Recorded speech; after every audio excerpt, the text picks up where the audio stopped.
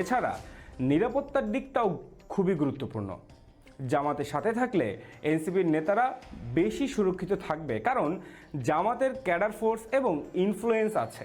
আরও গুঞ্জন শোনা যাচ্ছে যে যদি এই জোট ক্ষমতায় আসে তাহলে এনসিপির আহ্বায়ক নাহিদ ইসলাম প্রধানমন্ত্রী হতে পারেন, যা অন্য দুইটি সমীকরণে সম্ভব নয়।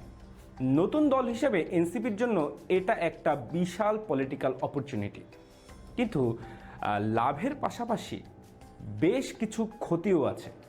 প্রথমত, আইডিওলজিক্যাল শিফটিং।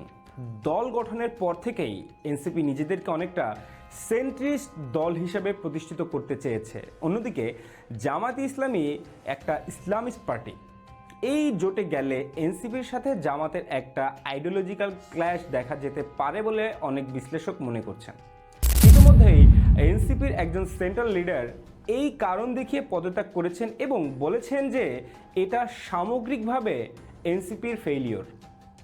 দ্বিতীয়ত, অনেকে এটাকে এনসিপির জন্য পলিটিক্যাল সুইসাইড হিসাবে আখ্যায়িত করছে।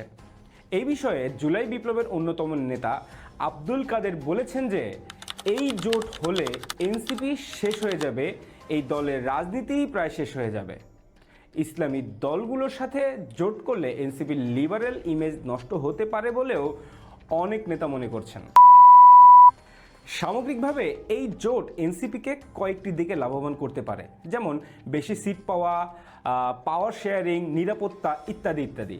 অন্যদিকে এই জোটের ফলে দলের লিবারেল অংশের সাথে বাকি অংশের দ্বন্দ্ব দেখা দিতে পারে, যা নবাগত দল হিসেবে এনসিপির জন্য বেশ চ্যালেঞ্জিংও বটে।